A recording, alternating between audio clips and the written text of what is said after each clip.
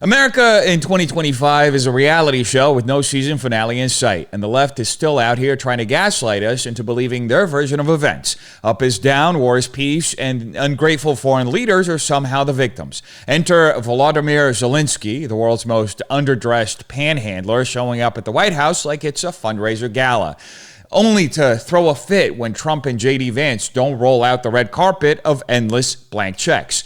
Turns out demanding more money while insulting the people footing the bill isn't the diplomatic finesse they teach in Kiev. But don't worry, Trump, as always, is here to cut through the nonsense, and Vance is delivering some much-needed reality checks. So let's kick things off with President Zelensky's arrival at the White House. Pretty close. How are you? Pretty shut. He's all dressed up today. Oh my God. Trump, what's your message to Vladimir Putin, sir? President Trump, you got enough. President Trump, you got enough. Thank you very much. Thank you so much. Well, look who decided to grace the White House with his presence. America's most entitled house guest, Volodymyr Zelensky. And what a fashion statement. A black t-shirt, baggy pants, and sneakers. Because, you know, nothing screams, I respect the country bankrolling my war, like dressing like you just rolled out of a bunker and wandered into the most powerful office on earth. Trump points it out, says he's all dressed up today because, well, it's true.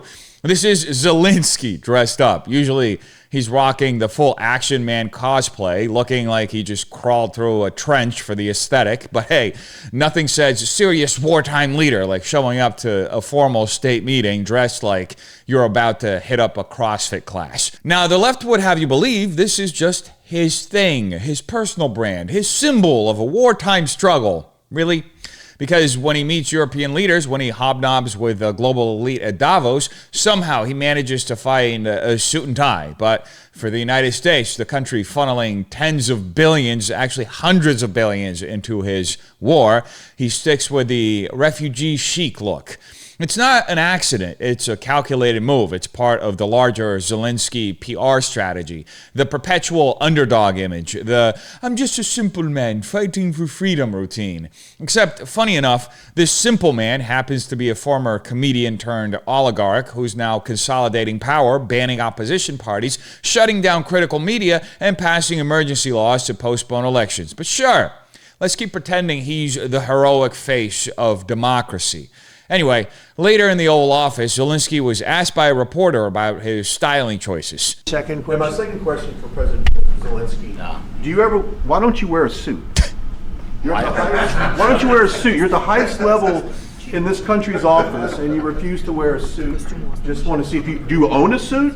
Yeah, problems. A lot of Americans have problems with you not Really? respecting I don't the have dignity of such. this office. I will wear costume after this war will finish. Okay. Yes, maybe one. Maybe something like this? something like Yes, yours. sir. Yes. That'd be great. Maybe something better. I don't know.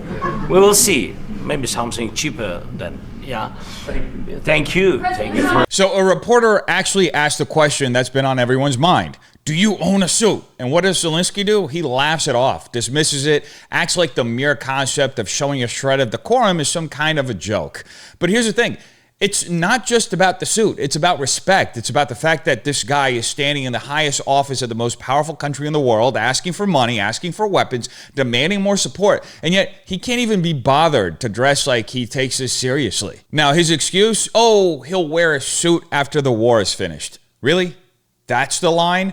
Because again, when he goes to meet European leaders like Macron, Scholz, or Starmer, he suddenly remembers where his closet is. When he's at Davos, cozying up to the World Economic Forum crowd, shaking hands with billionaires and hedge fund managers, suddenly the wartime president look takes a back seat. But in the United States, the country that has given him the most aid by far, he sticks to his PR uniform, the perpetual victim aesthetic. So let's be real. This isn't about being too busy to put on a tie. This is a calculated branding decision. Zelensky plays a rugged leader of the resistance character because it makes him look like a humble warrior. And sure, that was effective at the beginning of the war. It worked for the first 6 months when people still believed this was a David versus Goliath situation.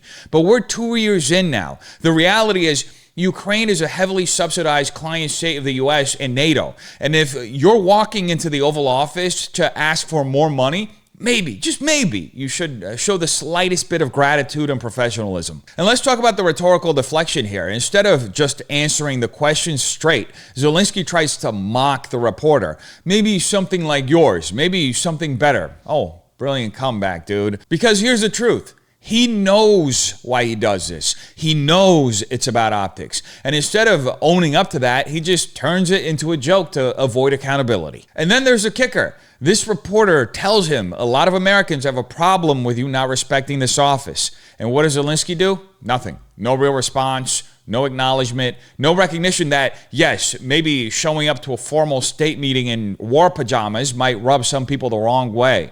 Nope.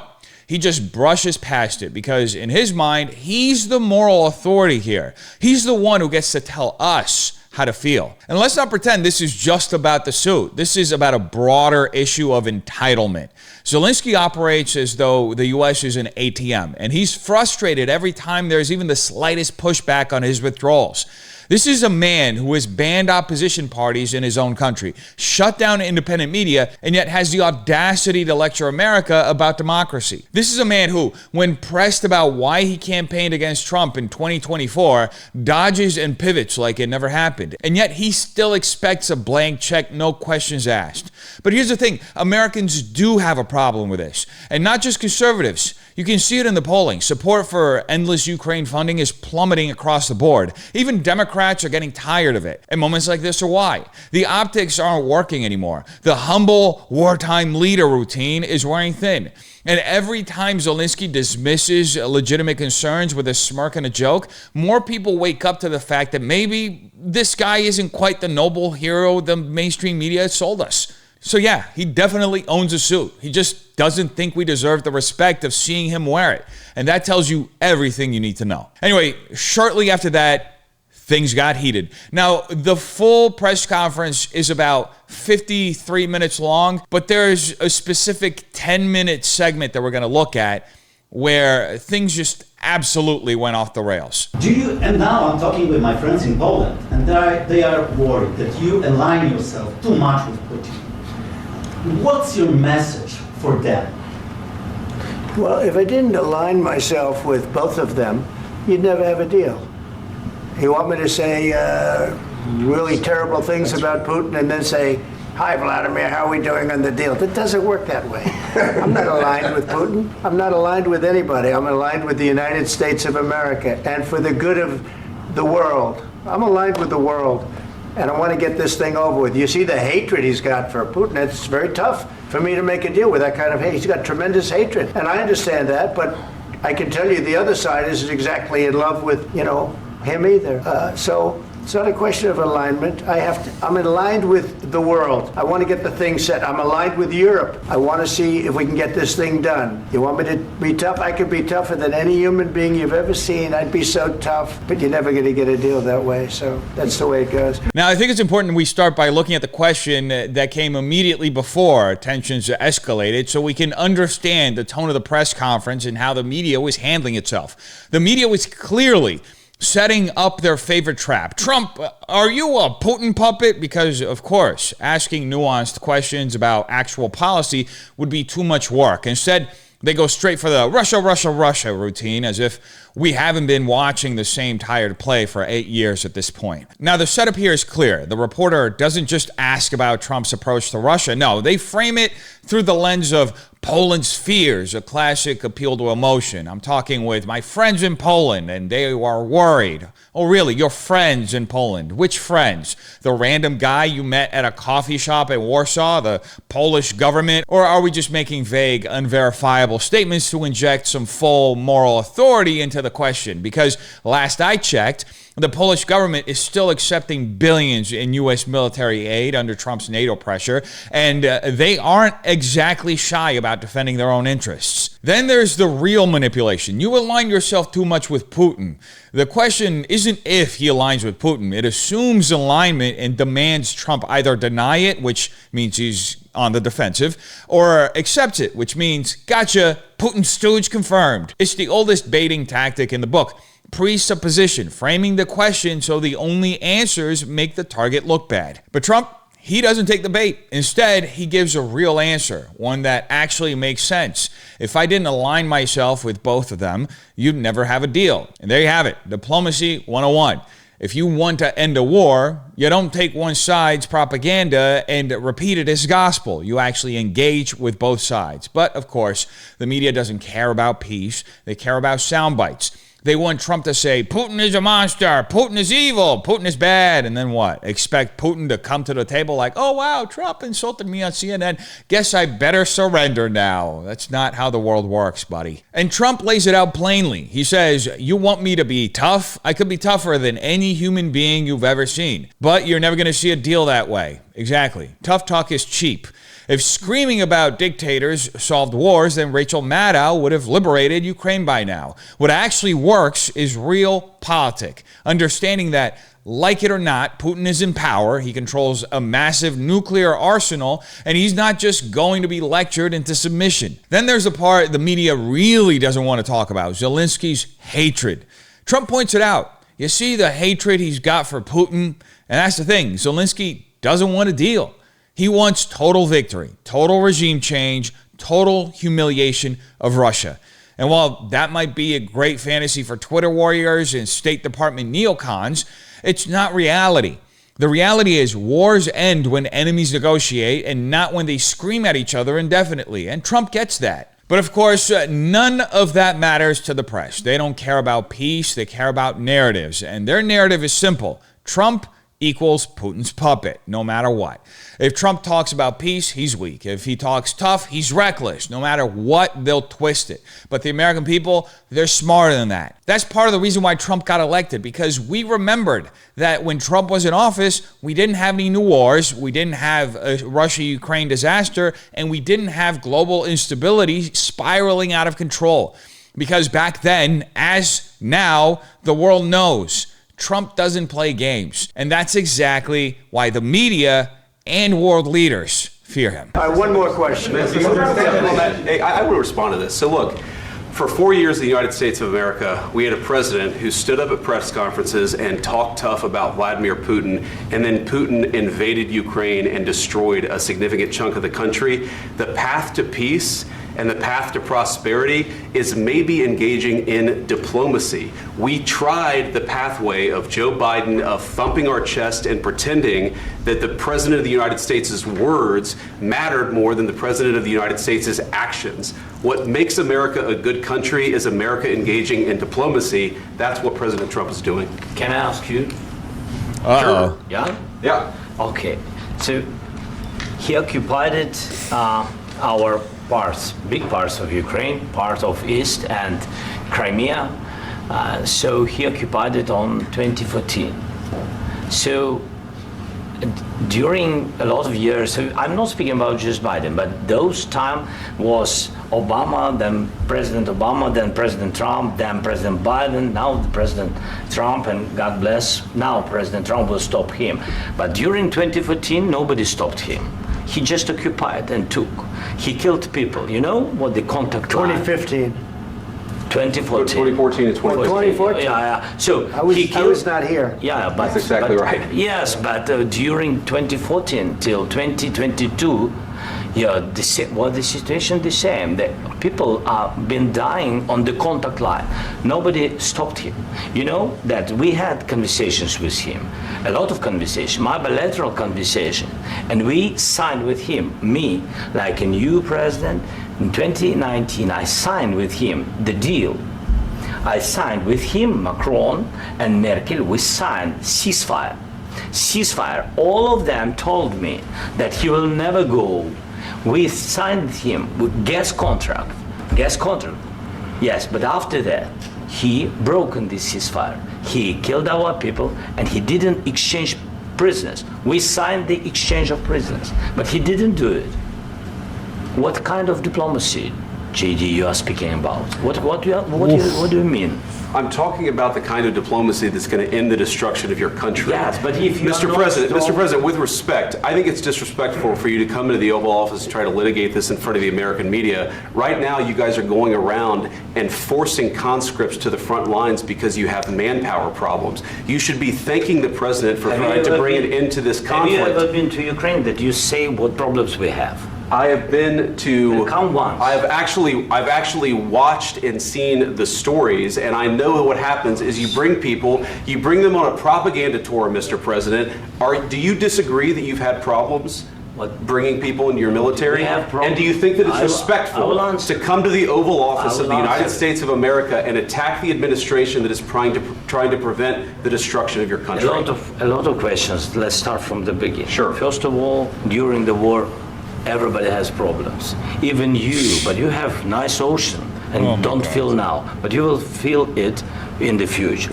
God bless. You don't know that. God bless. God bless. You will not have war. Don't tell us what we're going to feel. We're trying to solve a problem. Don't tell us what we're going to feel. I'm not telling you. Because you're in no position to dictate that. That's exactly what you're doing. You're in no position to dictate what we're going to feel. We're going to feel very good. You will feel influence. We're going to feel very good and very strong. You will feel influence. You're right now not in a very good position. You've allowed yourself to be in a very bad position, and he happens to be right about it. From the very beginning of the war. You're not in a good position. You don't have the cards right now.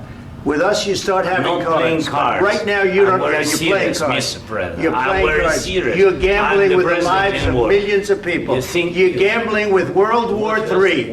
You're gambling with World War III. And what you're doing is very disrespectful to the country, this country, that's back to you, far more than a lot of people said they should have. Have you said thank you once? This entire meeting? No, in this entire meeting, have you said thank you? Today. You went to Pennsylvania and campaigned for the opposition in October. Offer some words of appreciation for the United States of America and the president who's trying to save your country. Please, you think that if you will speak very loudly about the war, you can... He's not speaking loudly. He's not speaking loudly. Your country's in big trouble. Can I Wait a answer? minute. No, you've done a lot of talking. Your country is in big trouble. I know. You're not winning. You're not winning this. You have a damn good chance of coming out okay because of us. Mr. President, we are staying in our country, staying strong from the very beginning of the war. We've been alone, and we are thankful. I said thanks you haven't in been this alone. cabinet. You haven't been alone. We gave you, through this stupid president, $350 billion. We gave you military equipment, and you men are brave, but they had to use our military. If you didn't have our military equipment, this war would have been over in 2 weeks. In 3 days, I heard it from Putin. In 3 days, this is something maybe new. Less. In 2 weeks, of course, yes. It's going to be a very hard thing to do business like this. Again, just say thank you. I said a lot of times to American people. Accept that there are disagreements, and let's go litigate those disagreements rather than trying to fight it out in the American media when you're wrong. We know that you're wrong. But you see, I think it's good for the American people to see what's going on. I think it's very important. That's why I kept this going so long. You have to be thankful. You don't have the cards. You're buried there. Your people are dying. You're running low on soldiers. Listen, you're running low on soldiers. It would be a damn good thing. And then you tell us, I don't want a ceasefire. I don't want a ceasefire. I want to go and I want this. Look. If you could get a ceasefire right now, I tell you, you take it so the bullets stop flying and your men stop getting killed. Of course, we want to stop the war. But you're saying you don't want a ceasefire. But I said to you, I want a ceasefire. With guarantees. Because you'll get a ceasefire faster than an agreement. Ask our people about ceasefire, what they think. That wasn't with me. That wasn't with me.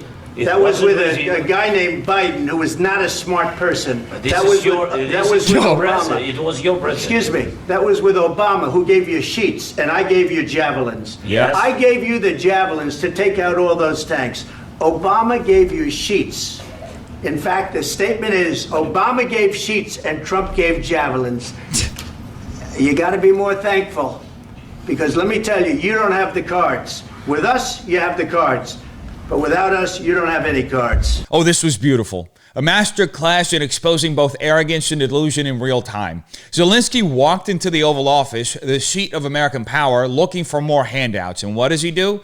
Argues. lectures. He demands while giving nothing in return, and yet somehow he's shocked when Trump and Vance push back. Now, Vance expertly piggybacks off Trump's response to the Polish reporter's bait and uses it to lay out a clear and logical case. Tough talk doesn't work, diplomacy does. Under Biden, we got endless posturing, performative threats, and a total unwillingness to negotiate, leading directly to a full-scale invasion of Ukraine. But under Trump, no invasion, no escalation, no global panic over World War III. Why? Because Trump understands the basic reality that peace isn't achieved through empty moralizing, but through hard-nosed deal-making. And Zelensky, instead of addressing the argument, instantly pivots. But Putin took Crimea in 2014 and nobody stopped him. Obama, Trump, Biden, it all kept happening. And right there, Zelensky accidentally exposes the truth. Obama was weak, Biden was weak, and Trump, the one president who didn't get us into a war, is the one being blamed. Notice how Trump corrects him immediately. I was not here. Exactly. Crimea happened under Obama. The war escalated under Biden. Under Trump, nothing. No invasion, no war, no global panic. Then comes the real tell. Zelensky tries to reframe the debate entirely. He rattles off a laundry list of so-called agreements, ceasefires, and gas contracts, trying to create the illusion that Ukraine was this noble, peace-seeking nation betrayed by a lying Putin. But let's be real, Zelensky knows full well that these agreements were never enforceable. They were just stalling tactics, PR moves designed to make it look like diplomacy was happening when in reality, neither side ever intended to follow through, neither him or Putin. Even Merkel admitted that the Minsk agreements were just a way to buy time. But instead of acknowledging that, Zelensky plays the victim card yet again. Then Vance drops the hammer. I think it's disrespectful for you to come to the Oval Office and try to litigate this in front of the American media. And he's right. Zelensky isn't there for a genuine discussion. He's there for a performance. He's there to grandstand, to get sound bites for his next round of fundraising. Meanwhile, his country is drafting conscripts off the streets, literally grabbing young men from shopping malls and movie theaters and throwing them onto the front lines. So when Vance calls it out, what does Zelensky do? The classic dodge. Have you been to Ukraine? Ah, yes, the classic you can't criticize unless you've been here fallacy. Because apparently, unless you've personally walked the streets of Kiev, you're not allowed to notice that Ukraine has a severe manpower crisis and is forcibly conscripting young men while its leadership demands more U.S. aid with no accountability. Vance doesn't fall for it. He fires back immediately, saying, I've actually watched and seen the stories, and I know what happens. You bring people on propaganda tours. That's exactly it. Every time some Western journalist visits, they're paraded through carefully selected areas, given scripted briefings, and never shown the corruption, the forced drafts, the growing public discontent, none of it. And then we get the best part, and I put that in quotes. Zelensky starts telling America how it will feel. He literally says, you don't feel it now, but you will feel it in the future. That's a veiled threat, regardless of how you see it. That's why Trump shuts it down immediately. He says, you don't know that. You're in no position to dictate what we're going to feel. And this is key. Zelensky doesn't just want money. He wants America to buy into his worldview. He wants to frame this war as America's burden, America's responsibility, America's fight. But Trump isn't having it. He lays out the brutal truth. You don't have the cards right now. And he's right. Zelensky is gambling, not just with his own country's future, but with global stability. And then the final nail in the coffin. Have you said thank you once? Vance absolutely destroys Zelensky here, because Zelensky has been given hundreds of billions of dollars in U.S. aid, mountains of military equipment, diplomatic cover at every level, and yet he can't even muster a simple thank you. Instead, he went to Pennsylvania and campaigned against Trump. He actively tried to undermine the very administration that's now trying to clean up Biden's mess. And when pressed on it, all he does is stammer and deflect. Which leads us to the most absurd moment yet. Zelensky tries to claim Ukraine has been alone. Alone? The U.S. has given more aid to Ukraine than any ally since World War II. But sure, let's pretend Ukraine is some scrappy underdog fighting with wooden rifles and homemade bombs. Trump lays out the brutal truth yet again. He says, you haven't been alone. We gave you $350 billion. If you didn't have our military equipment, this war would have been over in 2 weeks. And he's absolutely right. Ukraine's entire ability to continue fighting is entirely dependent on U.S. support. And yet, Zelensky still refuses to show any gratitude. At the end of the day, unless you're a Democrat dedicated to your TDS, this exchange should have exposed to you everything wrong with Zelensky's strategy. Entitlement, manipulation, and complete unwillingness to acknowledge reality. He's still clinging to the fantasy of total victory, even as his country is running out of soldiers and the war drags on indefinitely. Meanwhile, Trump and Vance are the only adults in the room, forcing him to face the facts. Without the U.S., you have no leverage. With the U.S., you might actually be able to cut a deal and stop the bloodshed. But Zelensky doesn't want a deal. He wants a blank check. And that's exactly why Trump isn't giving him one. It's not in the interest of American taxpayers, and it's definitely not in the interests of this war ending. Americans want peace. That's all we care about. One more question to Mr. Vice President. I'm sorry. It's going to be a tough deal to make because the attitudes have to change. What if Russia breaks ceasefire? What if Russia breaks peace talks? What do you do then? I understand that it's a heated conversation right now. What are you saying? She's asking, what if Russia breaks the ceasefire? What if anything? What if a bomb drops on your head right now? Okay? What if they broke it? I don't know. They broke it with Biden because Biden, they didn't respect him. They didn't respect Obama. They respect me. Let me tell you, Putin went through a hell of a lot with me. He went through a phony witch hunt where they used him and Russia. You ever hear of that deal? That was a phony Hunter Biden, Joe Biden scam. Hillary Clinton, Shifty Adam Schiff. It was a Democrat scam. And he had to go through that. And he did go through it. We didn't end up in a war. And he went through it. He was accused of all that stuff. He had nothing to do with it. It came out of Hunter Biden's bathroom. It came out of Hunter Biden's bedroom. It was disgusting. And then they said, oh, the laptop from hell was made by Russia, the 51 agents. The whole thing was a scam. And he had to put up with that. He was being accused of all that stuff. All I can say is this. He might have broken deals with Obama and Bush, and he might have broken them with Biden. He did, maybe. Maybe he didn't. I don't know what happened. But he didn't break them with me.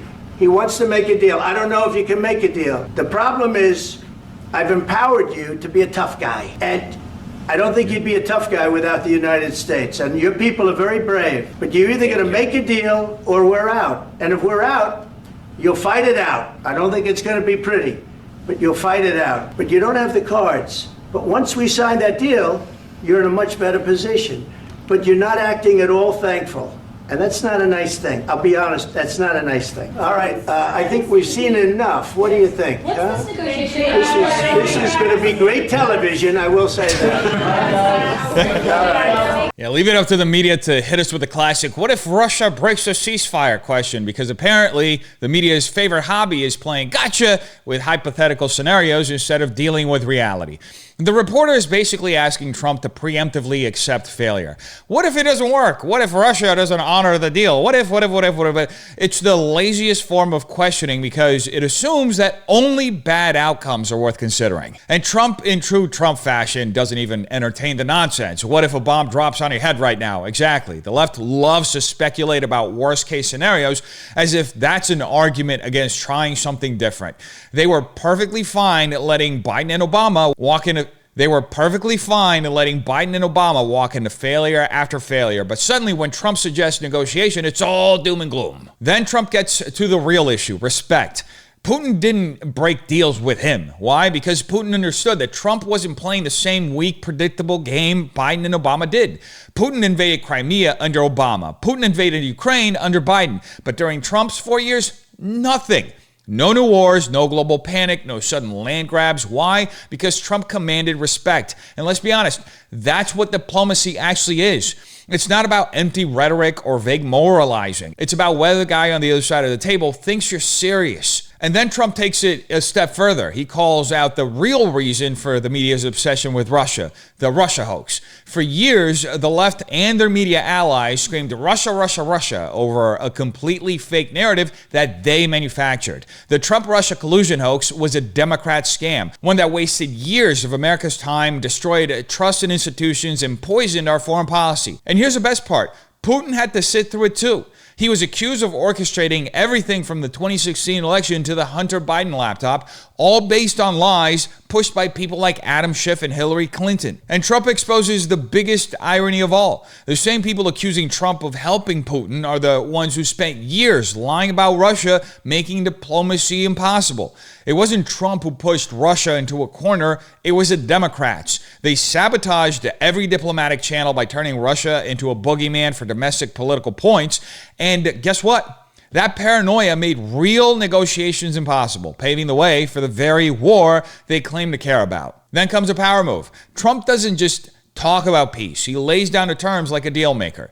You're either going to make a deal or we're out. And if we're out, you'll fight it out. That's it. No endless funding, no blank checks, no Biden style, as long as it takes nonsense. Either Ukraine secures peace or they fight without the U.S. bankrolling it. And Zelensky knows what that means. Ukraine is completely dependent on American support. Without it, the war ends in weeks, or in Zelensky's own words, in 3 days. And shortly after that, we get the dagger. But you're not acting at all thankful. There it is. Zelensky has been handed more U.S. aid than any ally in history, yet he refuses to show even basic gratitude. Instead of working with the U.S. to find an end to the war, he's lecturing, making demands, and behaving like America owes him something. And Trump, he's done with it. He says, that's not a nice thing. He's not wrong. And that final Trump moment, this is going to be great television. He knows exactly what's happening. This isn't just diplomacy. This is a spectacle. Zelensky is here playing a role. The media is pushing their narrative, and Trump is standing there shutting the entire circus down. No more theatrics, no more phony grandstanding. Either get serious or get lost. And that's why the media is terrified, because Trump is the only one in that room treating this like an actual negotiation, not an emotional sob story. So here's the bottom line. Trump isn't buying into the what-if games. He's making it simple. Peace on his terms and no more U.S. support. And unlike Biden, when Trump says something, people listen.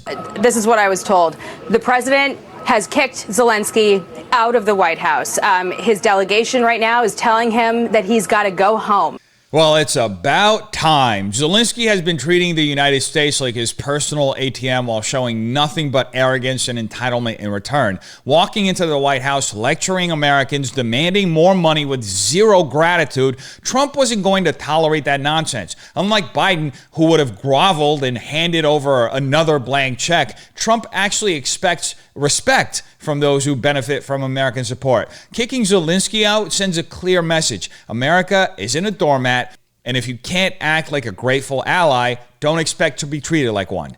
Anyway, here's footage of Zelensky just running out of the White House shortly after that. It's really pretty incredible. We see the Jackie, SUV, hang on with us for a Zelensky's moment. SUV. If you look to your left, you're going to see him. Let's watch. Mr. President, is the deal off? Zelensky just got the walk of shame treatment, booted from the White House like a bad house guest who overstayed his welcome. No victory lap, no triumphant press conference, just a desperate scurry to his SUV after realizing the free ride is over. For years, he strutted around D.C. acting like he owns the place, but Trump just reminded him who actually calls the shots. No more blank checks. Now, things didn't get better for Zelensky after that, because even some of his allies in the Republican Party were completely done with him after that display. I met with Zelensky this morning. I urged him to stay on message, be grateful, be thankful. We'll talk about details of security guarantees later. Keep it upbeat, keep it positive. It was absolute, utter disaster.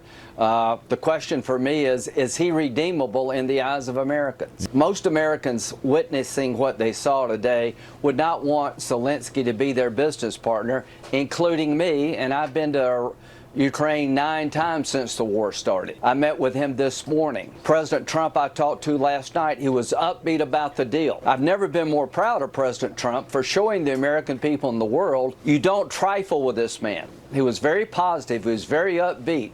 He wanted to get a ceasefire. He wants to end the war. And Zelensky felt like he needed to debate Trump in the Oval Office. JD was awesome. Well, that is surely something. Zelensky even managed to disappoint Lindsey Graham. And let's be real, that's a guy who's never met a war he didn't want to fund. When even Washington's most diehard Ukraine war hawk is backing away, you know Zelensky seriously miscalculated. Graham's critique isn't just about tone, it's about optics and strategy. Zelensky was advised to do the bare minimum. Be gracious, be thankful, keep it positive, and he couldn't even do that. Instead, he walked into the Oval Office, picked the fight with the only man who could broker a ceasefire, and whined when he didn't get everything he wanted. That's not just bad diplomacy, it's suicidal. And then there's the real takeaway. Most Americans witnessing this would not want Zelensky to be their business partner. Exactly. Because who wants to work with a guy who demands endless cash, refuses and throws a tantrum when he's asked to compromise? This is a guy who's been handed hundreds of billions of dollars and still acts like America owes him something. And now even Graham, the same Lindsey Graham who's been cheerleading for Ukraine since day one, is done with it. And the contrast, Trump, total control. He walked in, set the terms, and forced Zelensky to face reality. He's not here to entertain theatrics. He's here to end the war. And for the first time, Zelensky got a taste of what it's like to deal with a real leader instead of a weak, check-signing bureaucrat. The message was loud and clear. The free ride is over. Anyway, folks, Lindsey Graham's admonishment of Zelensky's actions didn't end there. Lindsey was so upset with Zelensky that he later did an entire press conference where he said this. For you and for us. So, what I think, complete, utter disaster. I've been to Ukraine 8 or 9 times since the war started. I understand the consequences of Putin's actions against Ukraine. I appreciate what the Ukrainian people have done. They fought like tigers. At the end of the day, I was hoping that this minerals deal, which would be transformative in the relationship, would go over well. I talked to Zelensky this morning. Don't take the bait. President Trump was in a very good mood last night. Somebody asked me, am I embarrassed about Trump? I have never been more proud of the president. I was very proud of JD Vance, standing up for our country. We want to be helpful. What I saw in the Oval Office was disrespectful, and I don't know if we can ever do business with Zelensky again. I think most Americans saw a guy that they would not want to go in business with. The way he handled the meeting, the way he confronted the president was just over the top. So I think the relationship between Ukraine and America is important, vitally important.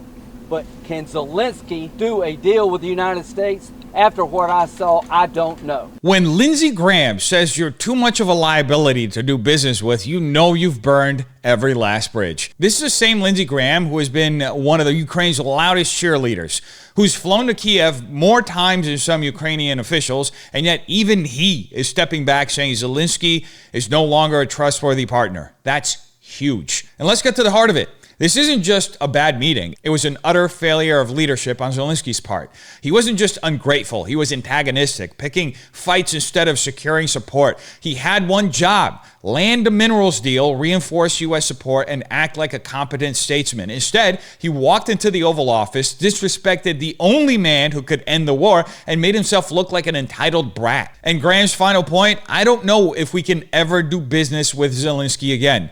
That's the real headline, because for years, Zelensky had been treated like a hero, an untouchable figure who could do no wrong. But now, even the most pro-Ukraine voices in D.C. are seeing the truth. Zelensky isn't just a bad ally, he's a reckless one. And when Lindsey Graham is questioning if Ukraine's leadership is even capable of doing a deal with the U.S., you know the game has changed for real.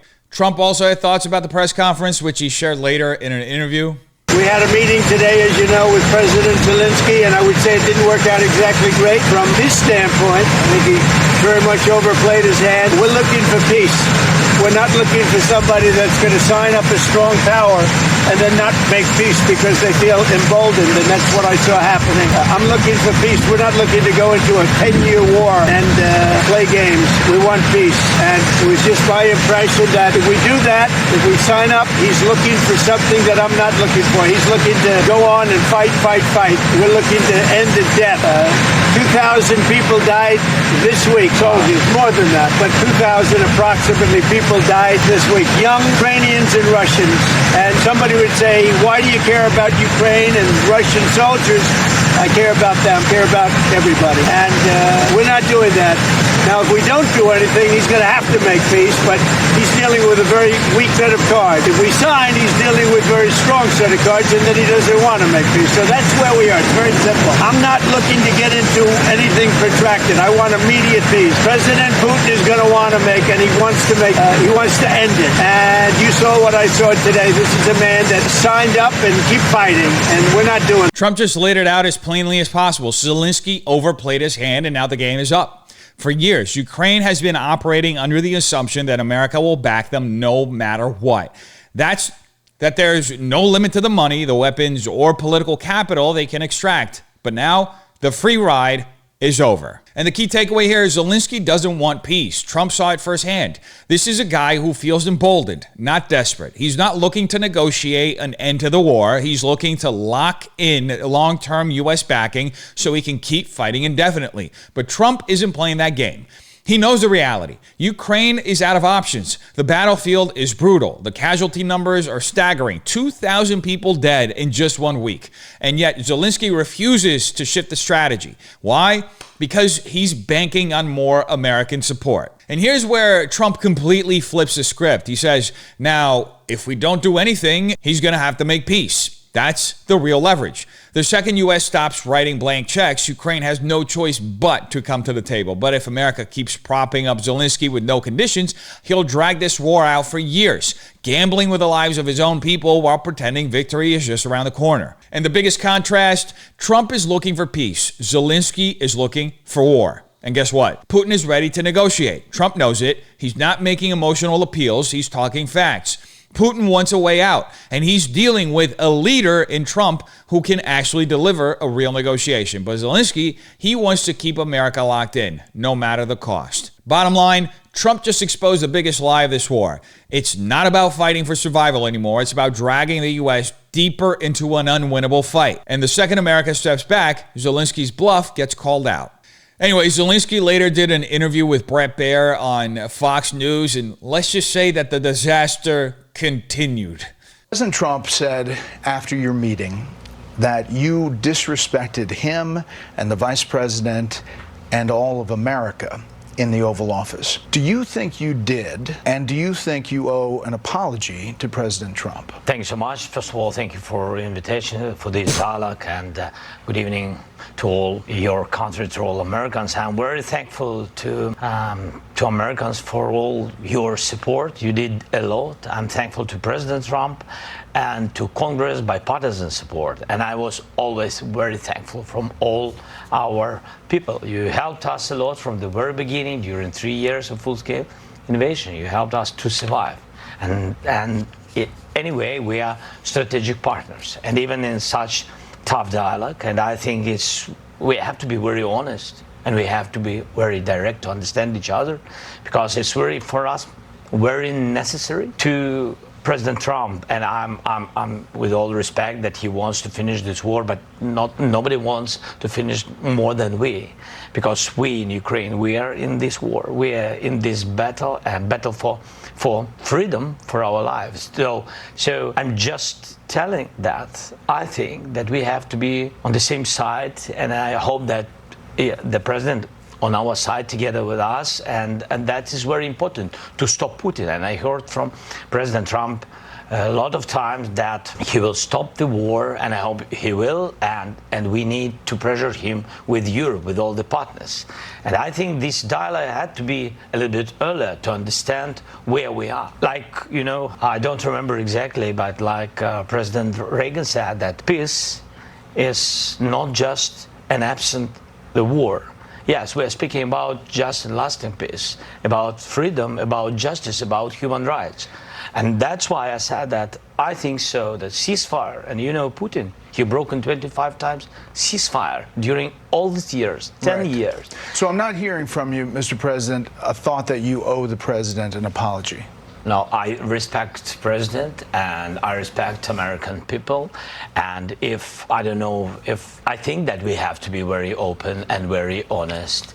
And I'm not sure that we did I'm sorry, dude. bad. I think maybe sometimes some things we have to discuss out of media, with all respect to democracy and to a free media. But there are things where we have to understand the position of Ukraine and Ukrainians. Classic Zelensky. When backed into a corner, just rambles endlessly while never actually answering the question. Bret Baier asked him point blank if he disrespected Trump, Vance, in the United States. And what does Zelensky do? Deflect, filibuster, and dodge.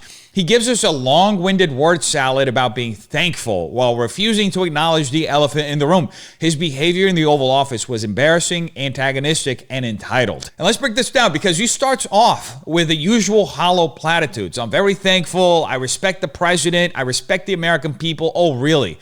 Because respect usually includes a simple thank you when you're handed hundreds of billions of dollars in aid, which, okay, you're saying thank you now, but how about saying it when you're in the Oval Office to the guy who signed you the checks? But obviously, instead of humility, Zelensky marched into the White House, lectured the U.S. on what it must do, and then tried to pressure Trump into another blank check commitment. Then comes the guilt trip, the tired routine of nobody wants to end this war more than us. Right. That's why Zelensky shut down every attempt at negotiation, why he outright banned talks with Russia, and why he's been fighting tooth and nail to drag America into deeper involvement instead of cutting a deal. If he really wanted to end the war, he'd be figuring out a pathway to peace, not campaigning for endless U.S. money and weapons. Then we get the Reagan name drop, because when all else fails, just invoke a beloved American president. But notice how Zelensky twists Reagan's words. Reagan talked about peace through strength, not peace through blindly throwing money at a foreign conflict with no strategic endgame. And let's be honest, Reagan wouldn't be dumping unlimited resources into a war that has no clear path to victory. And when Bret Baier presses Zelensky again, saying, do you owe Trump an apology? Zelensky still can't give a straight answer. Instead, we get, I respect President, I respect American people, I'm not sure we did something bad. Translation, no accountability, no self-awareness, no humility, just the same tired act of pretending to be the world's perpetual victim while demanding more from the country that's already done the most for him. It's never been more evident that Zelensky's entitlement complex is completely off the charts. If he really respected Trump, Vance, and the American people, he wouldn't have spent his Oval Office appearance picking fights instead of showing gratitude. And now, after humiliating himself on the world stage, he refuses to even acknowledge his mistake. It's no wonder Trump and Vance shut him down. They saw exactly what this guy is, a leader who doesn't want peace, just more American cash. Where he counted, we will have it. Last thing, Mr. President. Yeah. Do you think your relationship with Donald Trump, President Trump, after today, can be salvaged? Can be, yes, of course, because it's relations more than two presidents. It's the historical relations, strong relations between our people. And that's why I always began with to thank your people from our people. And this is the most important.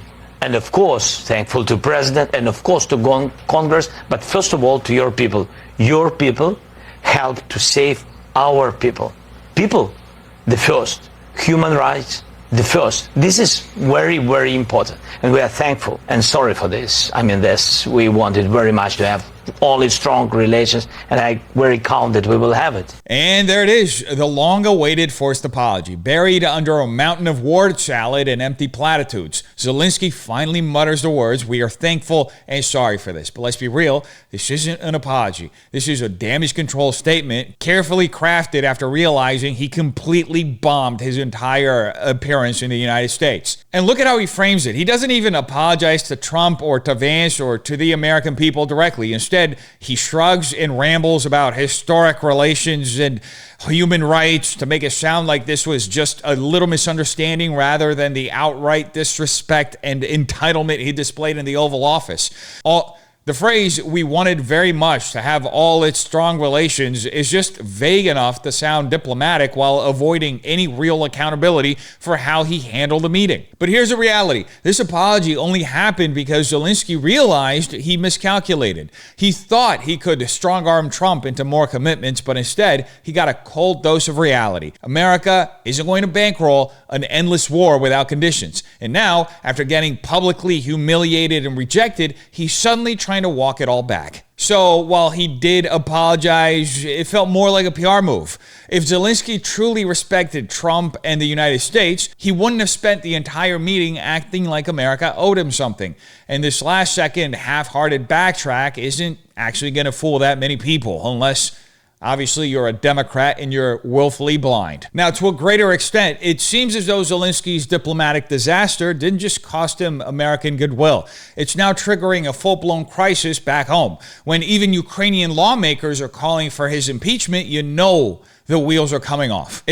Because it was evident to the entire world that Zelensky didn't just fail in the Oval Office, he imploded. He thought he could strong-arm Trump into an open-ended commitment, act like the U.S. owed him a blank check, and come out looking like a fearless wartime leader. Instead, he got publicly humiliated, shut down, and left scrambling for damage control. And now, members of his own government are turning against him, calling this the final act of his collapsing regime. And here's the real kicker. Zelensky's problems go far beyond foreign policy. MP Alexander Dubinsky isn't just saying Zelensky fumbled the U.S. alliance, he's calling him out for authoritarianism, suppressing dissent, jailing opposition, and pushing Ukraine into international isolation. And let's not forget, this is the same Zelensky who canceled elections, banned political rivals, and cracked down on independent media, all while posturing as some kind of defender of democracy.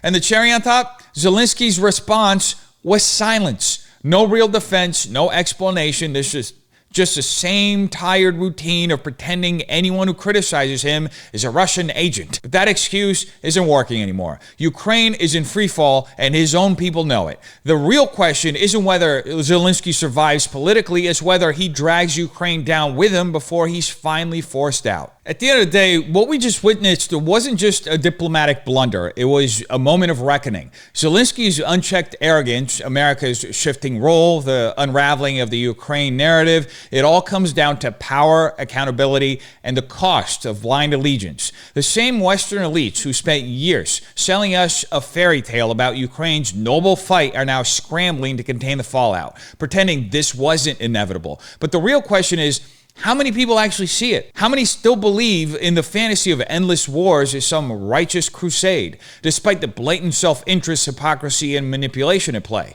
And more importantly, how much longer will America tolerate being strong-armed into backing a regime that can't even show basic gratitude? The illusion is cracking, the tide is turning, and for the first time, we're seeing what happens when reality collides with a leader who thought he could lecture the world forever without consequences. And now, the real game begins. And the question is, are you paying attention? Anyway, you tell me what you think in the comments down below. Hope you have a terrific day. Peace.